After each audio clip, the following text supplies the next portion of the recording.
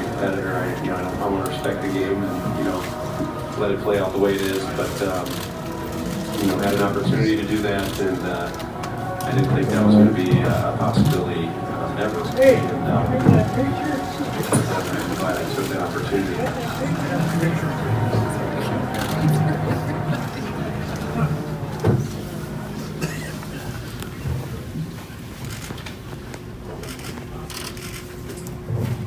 Thanks everybody for joining us here today. I think, Joe, it's safe to say this was a sellout. Looks pretty good out there.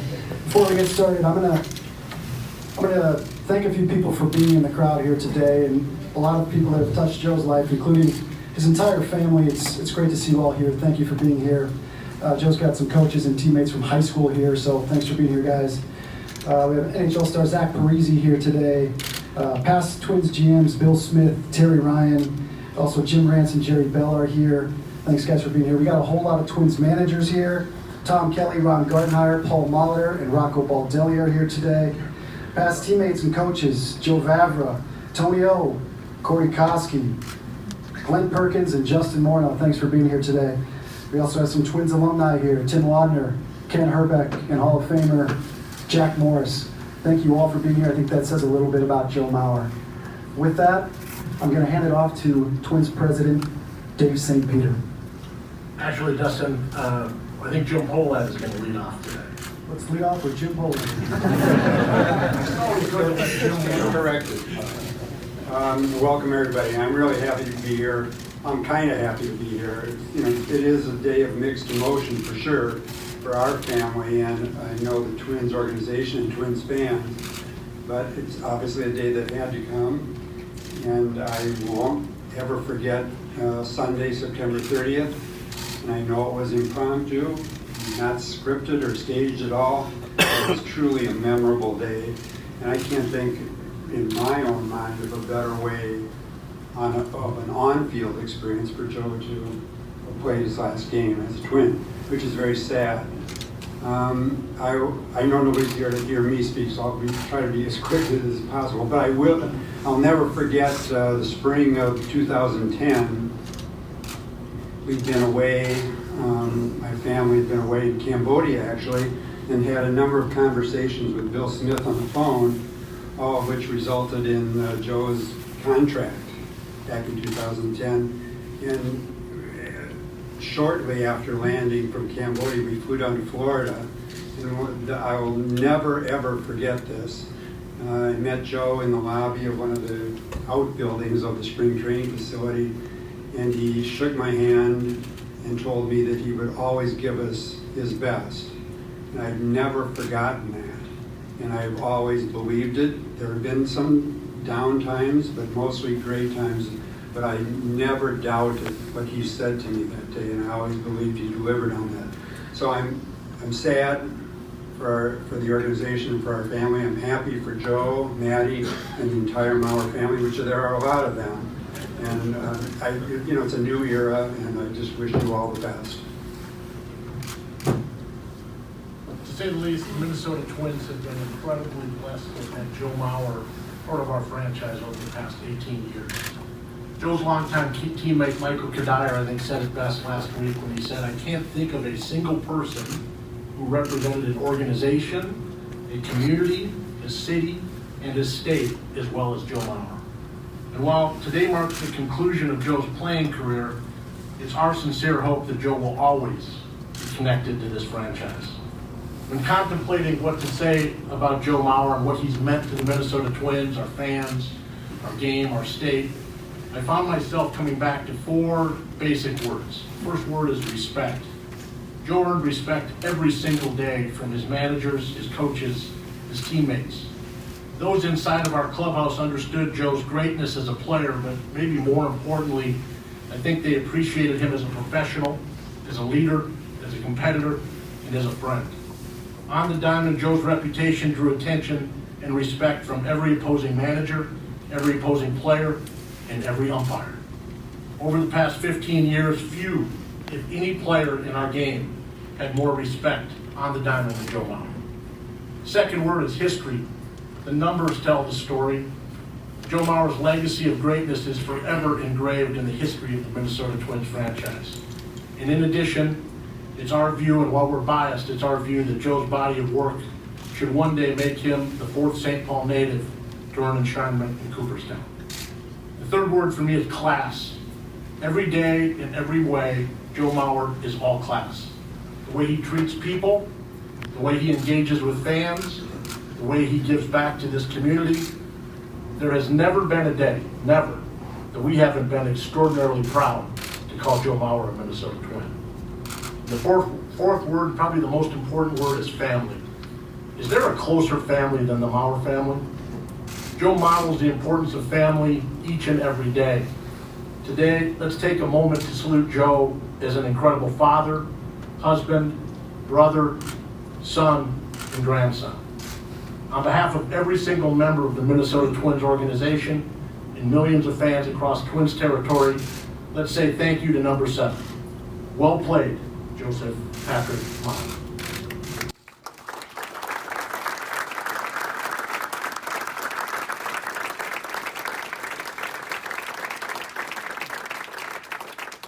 Thank you for these. I'm going to need these today. Not going to lie, you can see I'm pretty overwhelmed with emotion right now. Seeing everyone in here in this room today, it means so much to have you all here. And to be honest, I probably wouldn't even be here, sitting up here, if you weren't here for the support and guidance that has been given to me by so many of you along the way. There are so many people here who I'd like to thank for the role that they have played throughout my life and my career. I think the best place to start today is with my family. Mom and Dad.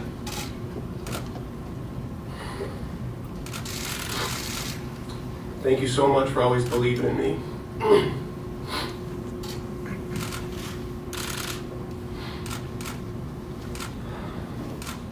For sitting at my countless games and tournaments, and for being the pillar of support back then and always. Both made it a priority to be there for me throughout my whole career, and that means the world to me.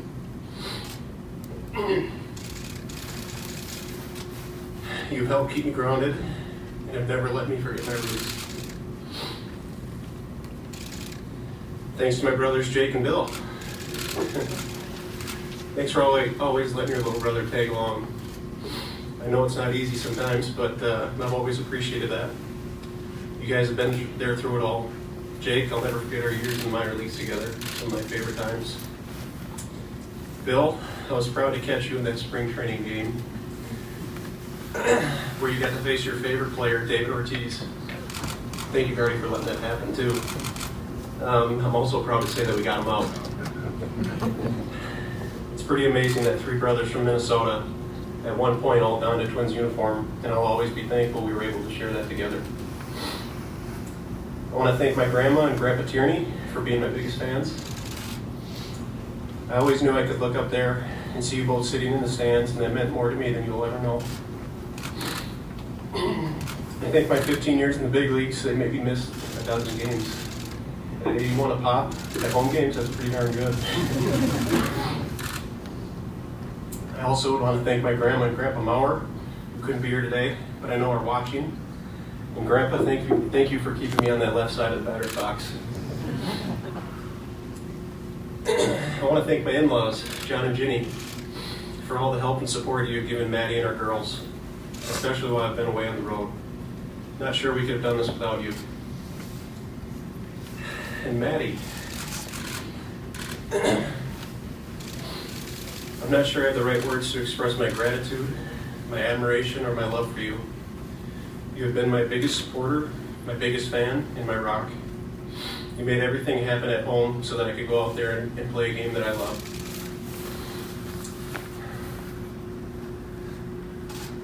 When I look at our girls, I see the wonderful young ladies they are turning into, and I'm constantly reminded of the amazing job that you are doing as their mother. I see so much of you in those two, and it makes me so proud and so happy. I know it wasn't easy on you 3 when I would leave, but you sure made it look like it was. Thank you for everything you do for us, and I want you to know how excited I am to begin this new chapter with you and our family.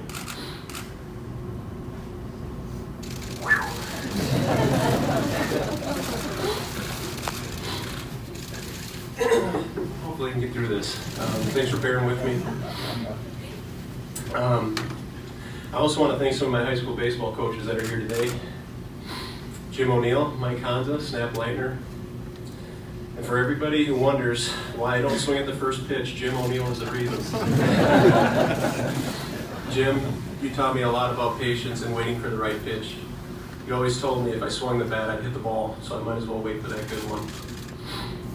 Thank you all for being there, for being here, and for everything you taught me back in high school that has stayed with me all these years. I want to thank my best friend Tony Leisman, who's in the crowd today. Tony, we go way back, and I'm so thankful for our friendship. You've definitely seen it all, and you've treated me the same since day one. Maddie and I are beyond lucky to have you and Ashley in our lives. I also want to thank Tony Leo, along with the entire Twins training staff and medical staff. You guys kept me going and kept me out on the field. Tony, I've appreciated all of our conversations and our friendship. Geez, since Instruction League 2001. Thank you for that. I also want to thank Dr. Walt Wilson and Dr. Bob Brown at the Mayo Clinic for always taking great care of me. I also want to thank Roger Erickson, a St. Paul training legend and a man who truly taught me the importance of staying flexible and hydration. Raj, you taught me so much and have kept me out on the field there playing, and I thank you for that. I want to thank you, Rodney McCormick, also known by my daughters as Hot Dog, or the guy with the gumballs. You're not just Hot Rod, but his entire clubhouse staff for everything that you guys do to make it easier on us players to go out there every night and do our job. But more importantly, I want to thank you for our friendship. You've been there through it all, and have always been so good to me and my family. Sean Harlan, Mike Herman, Dustin Morse. You guys have been alongside me since the beginning. You all started out in PR and were the first people to teach me what to do in these types of situations. And I hope I'm doing okay here today. All three of you have become great friends, and I couldn't be more thankful for that. Nate Dahman, thank you for always helping me get ready for each game, whether it be in the bullpen back in my catching days or throwing BP. I value our friendship we have formed, and I'm definitely going to miss our breakfast club conversations. Gardy, I learned so much from you from over the years. You've always had a great knack for keeping things light and fun in the clubhouse and created an environment that made guys excited to come to work every day. You've been through a lot with me and have always been a big influence on how I approach the game, and thank you for that. I also want to thank Joe Vavra, who's been a longtime coach and friend. You've put so many hours in with me over the years, in the cage and on the field. Thank you for always being there and being ready to help me improve. You know my swing better than anybody, and thank you for that. Tom Kelly, PK, I want to thank you for being a huge part of my transition to first base. You taught me so much about that position, but also taught me so much about baseball in general. I'll always cherish our chats and the knowledge that you have shared with me over the years. Paul Molitor, I'm so thankful that I was able to play for you for so many different reasons. You have incredible baseball knowledge, and I feel honored to have learned so much from one of the best who have ever played the game. Thank you for your support and friendship. They both have meant so much to me. Tony O, the greatest ambassador this team has ever seen. I want to thank you for our friendship and for all the chats we've had over the years. You've always known the importance of community, and I've learned so much from you. I have the utmost respect for you, Tony, and I feel honored to call you my friend. Ken Herbeck, Jack Morris, Tim Laudner. I want to thank you for showing me how to be a Minnesota Twin, both on the field and in the community. I watched you guys play growing up, and it's been an honor to get to know you guys on a personal level. Perk, not too bad for a couple Minnesota boys, huh? Pretty special to have shared the field with another local guy. I'm happy to say that we did it, that we both did it in just one uniform. Koski, thank you for taking me under your wing my rookie year. I'll never forget how you treated me. Thank you for sharing your wisdom and for showing me how to be a big leader. I wish we could have played together longer, but I gained a lifelong friendship out of the deal. I'm pretty good with that. Morning. I knew the day we played a pickup hockey game in the Isles of Sports Authority down in Fort Myers that we'd be good friends. You were my longest teammate, and over all these years I never lost sight of your ambition, perseverance, and love for this game. You played it well and you played it right. It was an honor to share the field with you. Thank you. Terry Ryan. I want to thank you for taking a chance on a St. Paul kid back in 2001.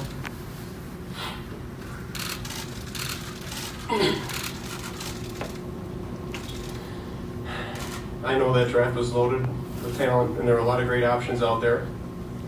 But I'm so thankful you had the confidence in me. And it means more to me than you'll ever know. Bill Smith, I want to thank you for helping to keep me in this uniform. I never wanted to play anywhere else. It's been a true honor to wear one jersey all these years. Jerry Bell, thank you. Jim Rance, thank you guys. You mean the world to me. So happy that you guys can be here today. And along with Terry and Bill and everyone, I also want to thank Rob Anthony, Mike Radcliffe, Joe Leppel, and Mark Wilson. I know you all had a big hand in that as well, and I thank you for it. Although they have always been two very influential men in my life. Well, I think I've slowly made my way back up to this table. And with that, I want to thank Dave St. Peter. Dave, we go back to the beginning. We go back to the beginning as well, and I want to thank you for everything. I've always viewed you as a mentor when it came to getting out in the community and making a difference. Thank you for always supporting my ideas and helping them come to life. And on the topic of getting out in the community, I also want to thank Brian Donaldson and his amazing team. They do so much for this organization and have helped me with all my events over the years. Most recently, helping Maddie and I host an amazing event for Gillette Children's Hospital. Thank you all for that. I know a lot of you are in the back, so thank you all. And Renelle Dorn, this includes you too. You are the driving force behind all the wonderful things the WIBE organization does in the community. And I know Maddie is beyond grateful for your guidance and friendship. We both appreciate you more than you know. Thad and Derek, even though you've only been here, I've only been with this organization for a couple years, I feel like I've known you both for much longer. You guys are an incredible addition to this team, and I cannot thank you enough for your friendship and support. You have been so great to both me and my family these past 2 seasons, and I thank you for that. I want to thank Jim, Donna, and the entire Polet family. It seems just like yesterday I was sitting at a table at Cretin-Derham Hall with Carl and Terry Ryan where this whole thing started. I'm so grateful that your family gave me the opportunity to not only start, but finish my playing career with my hometown team. There is nowhere else I ever wanted to be. And lastly, I want to thank all of my teammates and coaches that I've played with all over the years. I've been on a lot of really good teams and met many fantastic people from all over the world. I will always cherish the times we had and will carry all of you with me in my memories. When you play for one organization for 18 years, you get to know a lot of people. And for anyone I may not have mentioned today, I look forward to saying thank you in person in the near future. You know, oftentimes retirement press conferences can feel like a farewell, but for me, this one doesn't. I may not be suiting up to play any more ball games, but the beauty of being from Minnesota is that I don't have to say goodbye to all the people here today who have become family. You will always be a part of me, and I cannot thank you enough for always being there and supporting me. My career wouldn't be what it is without you guys.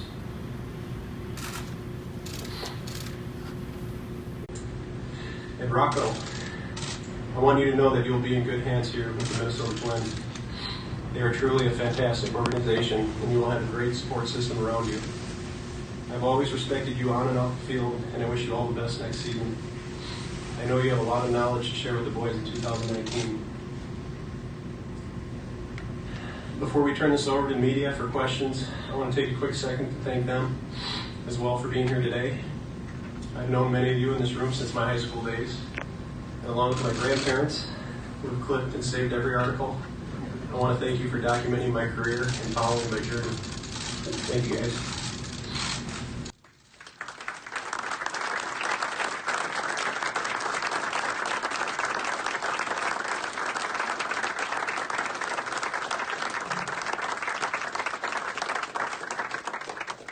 Joe, on behalf of everybody in this room, I want to thank you for that. That was very heartfelt. I also want to thank you for that personal letter to all of Twins territory. What a great thing you did there. With that, I'm going to open this up to questions. Please wait for the wireless mics. Mitch, Corey, and Elvis have them scattered throughout the room. And we can start with Joe Schmidt to back. Joe, how you doing? Better now. When you look back at your career, all the numbers, the MVP, batting titles, what are you going to be the most proud of? Just the relationships that I've been able to make. That's why I'm so emotional here today. A lot of us go back 20 plus years. I think I first met Terry Ryan when I was 15 years old. 14. Just the relationships you're able to make and form and to last for these many years, and even when people have moved on, that's what's most important to me. And the teammates, obviously, that I've been able to play with, those relationships as well. There's so much to be thankful for, but that's what's come first to mind. We're going to be available to help spring catcher. I got a lot of time on my hands now. I haven't gotten that far yet, but I don't see this, like I said, as a farewell. I'm going to raise my kids here. My family's here. I'm born and raised. I was a Twins fan before I was a Twin. I'll be a Twins fan after I'm done as a player. So I don't plan on going anywhere unless you don't want me. But I'm here, and that's one thing I told some of the boys. That last week, a lot of guys were running around trying to get things signed and all this, and I said, guys, I'm only a phone call away. I'll be here no matter what happens with me. I'll be here ready to help and help this team win in the future. Hey Joe, congrats. Going back to your high school days and being with Tony and Rashawn and going against Mo and all those guys, how did that shape you in terms of just enjoying competition? Well, I loved it. I loved every minute of it. Doesn't matter what the game, I love to compete. And I think sometimes that gets lost in the general public. But just ask my brothers over here, it doesn't matter what we're playing or whether it's a game or football or basketball or whatever. I just love to compete. Once I try out a game or try something out, I try to be the best that I can be at it. And those days down at Jimmy Lee, those days down at all the ball fields in St. Paul helped mold me into the guy I am today. And like I said, I have a lot more thank yous to go, but I think today was a good start. Ryan Murphy. Joe, over here. You mentioned in your letter the concussion that you suffered in May was a major factor in this. If you hadn't suffered that at all, do you think we'd be here today? I don't know. I'm not sure. I think that definitely opened my eyes a little bit. Brought me back to 2013 and a lot of the struggles that I had faced then. And that's one thing, I worked so hard to get back to playing and finishing this year out, and I'm thankful I was able to do that. And that play wasn't the end, but it made me thinking, obviously my doctors and our doctors made me aware of the risk, but when it happened, it made me a little more aware. So, in spring training, I told all you guys, I hope I'm here next year, doing this all over again, and that really was my mindset. It just, over the course of a major league season, things happen, and you make adjustments, and I feel like this is the best plan not only for me, but for my family, so I'm happy about that. Dan Hayes. Joe, right here. Was there any part of you that thought in May you might not be back? You might just have to call right there. What was that week kind of like? Yeah, the unknown. Not knowing when you try to ride a bike that everything's going to be okay. That's what's so difficult with concussions. It's different for everyone. And through my experience, you know, at that time, I wasn't sure if I was able to come back and do what I loved. So, like I said, I was thankful that I was able to do that and finish this season out on a strong note. On the right, Joe, Brandon? Hey, Joe. Just want to know, do you remember when you first considered retirement, whether it was this year, previously, or when you started thinking about the end? Well, I think just as you become a veteran player, I think it kind of comes up. I guess considering it seriously, probably after that concussion this year. But it comes up, you know. And obviously as you become a parent and you have your family and it starts growing, and you know, it puts a lot of things in perspective. So, like I said, I wanted to take time. It was so emotional for me, you know, that second half of the season, and I wanted to take time to separate a lot of those things. I said in my letter, and just hoping that it let things calm down a little bit, and that make sure the daily grind was making my decision. And you know, I've done that. I've taken the time that I needed to take, and I feel 100% behind my decision. So I'm excited for that next chapter. Send it back. Joe, this is the time when a lot of people start talking about legacies. What do you want your Twins' legacy to be? You know, I think just that there's a lot of things, but I would say just respect. I respected the game, respected my teammates, and I did everything that I could possibly do to help this team win each and every day.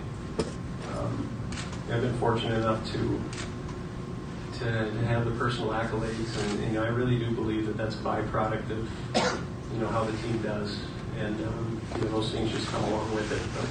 But I think I'd want to be known as just a great teammate, a great person, and you know, a guy that gave it everything he had. Joe, I know this decision was one you put a lot of thought into. Did you ever waver? I mean, the past couple weeks, have you thought maybe I could go back and do it again? Yeah, I think that's the competitive side of me. You know, I still feel like I can compete at this level. So that's a tough thing to swallow. But you know, and that's the thing. I know the right decision for me, and I made it. So I'm excited and I'm happy for that, and I'm happy to spend time with my girls and the new baby that's coming soon. Any minute, hopefully not today. You started doing those game ball ceremonies the last couple seasons. Like, what was the most important thing to you about that, and what kind of messages you're trying to send to the rest of the team? Yeah, it all started because I wanted to get our guys to recognize the little things that help your team win each and every day. I actually kind of took it from some of my hockey buddies. They do, you know, ceremonial. Some teams do a ceremonial, puck or whatever. They kind of recognize the guy for a good game. Well, and actually Michael Kadire too. I think he tried to start that a few years back, but it just didn't catch on. But I knew we had a young team, and I wanted them to see the importance of running every ball out, taking, you know, first to third. Just little things that don't show up in a box score, and make them aware of that. And you know, it's easy to call a guy out that's went 4 for 4 with a couple home runs and RBIs, but you know, a guy that made a great defensive play that you know, got us out of a big jam. Those are the little plays that I wanted them to recognize and pay attention to, because that's what good teams do. Jim and back. Joe, you've always been a private person, but can you share a little bit of the pressures that you've been under playing in your hometown? Everybody knows you drafted #1 overall, like you mentioned, Terry's decision to select you there, the contract and living up to all the expectations. Can you share a little bit about what that was like and some of the things you had to deal with? Yeah, it's all I've ever known, really. I'm thankful for that. You know, that's the thing. I know that I've been in a unique position. There's so many people that would love to have the opportunity that I've had, and I never took that for granted. You know, I always, every day, wanted to go out there and give it my best, be there for teammates, you know, make St. Paul, you know, the Twin Cities, Minnesota proud. That was always on my mind, and I always knew I had one shot at doing this too, so I wanted to make the most of it. And you know, I can say up here today that I gave it everything that I had. Mike Max. Joe, when you had to give up catching, how difficult was that? And did that change the rest of your career much? Just coming out to the game, the control you have over the game as you look back now. Yeah, I mean that point in my career was one of the toughest challenges that I've had. Giving up a position that I worked so hard at and loved putting the gear on, making a big difference in the game, doing those little things that people usually don't notice. That was something I really enjoyed about the game. And also it presented a challenge for me, which I enjoyed that too. Going to first base and trying to not be a liability over there, be the best first baseman that I could be. And like I said in my speech, I mean, there's so many people that have helped me, but TK, the spring training mornings, I'll remember those, and just our chats, and Paul Molitor and Gardy, and there's so many people that have helped me shape the player that I was and the person that I was. So that's why I could barely get through my speech today, because these guys mean so much to me. Joe, on your far left, we'll go. Hey Joe, in addition to being a father and spending more time with your family, do you have the vision down the road for what you want to be with the organization? Do you want to coach? Do you want to be in the front office? How connected do you want to be with the organization and with the game? It's a great question. I definitely want to be connected. This is, like I said, this organization has been a family to me. And in what capacity, my role going forward, I'm not sure. I mean, there'll probably be some conversations, hopefully, down the road, but kind of have the same mentality as my playing days, that whatever I can do to help this team, this organization get better, I'd definitely be open to that. Joe, two National League catchers won 3 batting titles from 1942 and earlier than that. And there have been 3 batting titles won by a catcher in the American League, and they're all you. That's quite a feat. What is your impression of that feat? Starting to look at some of that stuff that I've been able to accomplish over the years, I think I'll appreciate those a little bit more as time goes on. But if you're the first to do anything in this game with the rich history that I've had, I think that's pretty special in itself. And to do that means a lot to me. I can still go back to that 2006 day, watching Joe Bauer scramble in the bat room at the Metrodome, trying to figure out each scenario between me, Cano, and Jeter.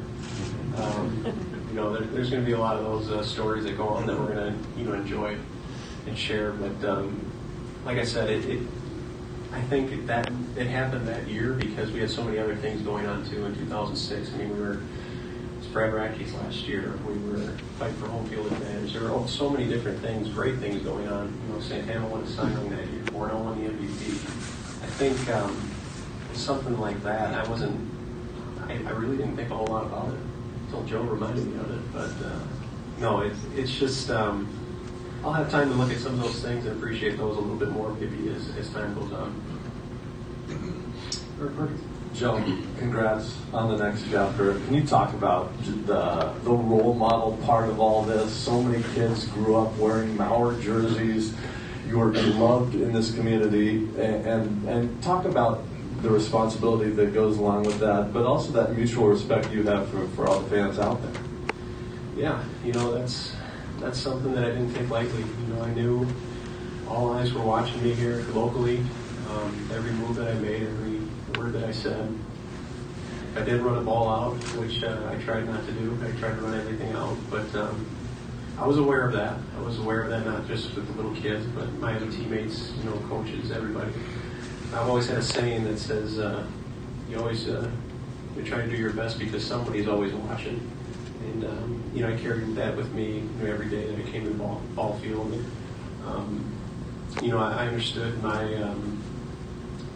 position, not only as a player, but also as a public figure and a role model for everybody. Brett? It's so rare for a player these days to play for one organization their entire career. What does it mean to you that you only played with the transition in your career? It means everything. I never wavered where I wanted to be. This is where I wanted to be. Like I said, my grandparents got to come watch me play every home game. I really can't think of any other big leaguer out there that's ever had that. Their grandparents at every home game. I say a dozen games. Think of that, 81 games for home in one season. They were there, missed a dozen games over 15 years. It's pretty special. And I don't know if you guys caught on, but one little thing that was special with us is that I'd always tip my cap. I'd look up, and that was for my grandparents, and that was just a little thing that I wanted to show them that how much that meant to me to have them there every day. And like I said, this is a very special place for me, and I'm proud to be able to wear one uniform. Allie in the back. Yeah, Joe. In the back by Tony. What does retirement look like for you? I know you've got 2 young kids at home, but will you be coaching t-ball? What is a typical day going to be like? That's a great question. In a few days, number 3 will be on the way, so it'll be all hands on deck with that. But and I'm excited for that. I'm excited to be there, be around for the girls, be around for my wife, be around for this baby. And people in the baseball world know that during the summer it can get pretty hectic, and it's basically the wives are a single parent, with all the things going on and juggling that. So I wanted to make sure that I mentioned her and all the things that she's done for me over the years and letting me do my thing. So I really do appreciate that. Now's the time I can help you out with all that stuff. So I'm looking forward to doing that first, and then we'll go from there. Joe, I think that's a good place to stop with baby number 3 coming. Let you guys move on with your day, and appreciate you doing this, Joe. On behalf of everybody in the room, congratulations to both you and Maddie on this retirement, this decision. Thank you for all the memories.